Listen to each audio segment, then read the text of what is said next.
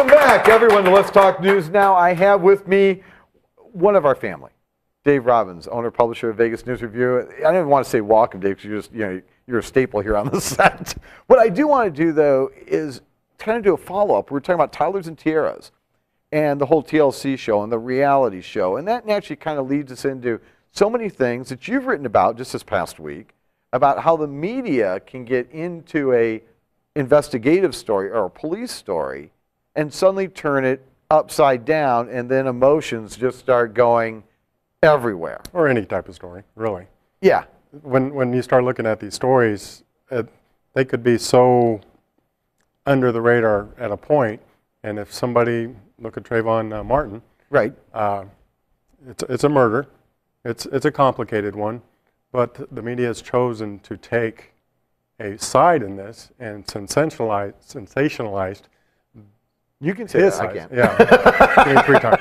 But when I look at it, I go, what is the equality in the coverage? Because we have murders all the time, unfortunately. Right. And they're the same type of murders. I mean, white versus black, black versus black. But for some reason, they've picked on this one. And now people have joined the cause without knowing everything about the case just because of all the coverage. And they've chosen it because now they can stand on their soapbox and spout whatever they need to spout about what their beliefs are. I mean, look at, we have some politicians involved. We have some celebrities involved. And they've gotten into where they just spout stuff that they don't even know what they're talking about. Well, you know, the thing that's really interesting is, in yourself being a retired Metro officer, one of the nice things I enjoy about watching and reading Vegas News Review is that you're now bringing new insights that you couldn't bring into it before, because when you're wearing the badge and you're doing the job, I guess that's the way it's referred to, then you're kind of limited about what you can or cannot say. Right. So now that you're on the other side, now that you're on the journalistic side, you can say a little bit more. Does the media get in the way of making of a good investigation? Oh, all the time. When I was working, whatever scenes I was on, you know, crime scenes, accident scenes. Right. If the media was there, the very next day they would post the video or the article, and I would look or read the article or the video and say to myself, that's not the way it happened. I was there, but just because they just kind of formulated what they thought happened or took little bits and pieces and made it grander than it really was for the exposure or the ratings or whatever, it got discombobulated from the truth.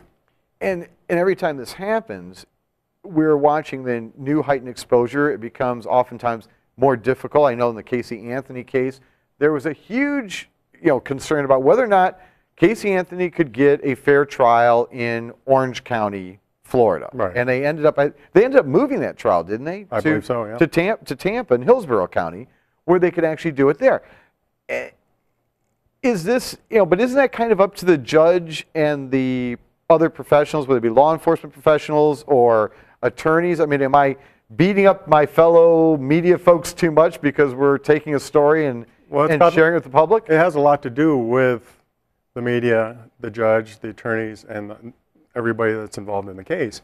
Because, I mean, in this case, look at George Martin. If he were to get charged with this particular crime, if they so choose, is he really going to get a fair trial? And can they do it in that location? Do they have to take it somewhere else? At this point, you probably have to take it out of the country.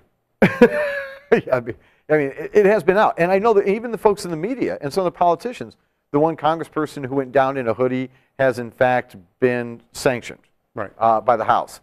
Geraldo Rivera had to kind of make an apology about the fact that he lost his journalistic perspective and so on, and wearing a hoodie as well and so on in honor of this. This is the thing that drives me nuts. There is nothing good that's going to come out of this. There is nothing good that's going to come out of this. In this particular case, we're talking about Trayvon, he's 16 years old, correct? 17. He's dead. Yes. His mom and dad have suffered a huge loss. Yes. George Zimmerman, whether he made a mistake or didn't make a mistake, has yet to be determined, but he gets to live with the fact that someone has died at his hand. Right. Okay? There is just, show me where there's an upside to sensationalizing all of this. Well, the thing is, being from a law enforcement background, let the police do their job. Let them do the job. Quit screwing everything else up. quit saying that, you know, this is a bad shoot, you know, this is a racist. Let them do their job. Okay. What we're going to do, ladies and gentlemen, is I'm actually going to talk to you more about this, Dave. This is so compelling, and it says so much about what we're doing in our society and how journalism and so on is all working, how the media is working. We're going to be talking more with Dave Robbins about the impact of media on tomorrow's show. But also tomorrow, be sure and join us, because I've got Vanessa is going to be here from Miracle Flights for Kids. We're going to be talking about our event coming up on Wednesday. See you then. Have a great evening, everybody.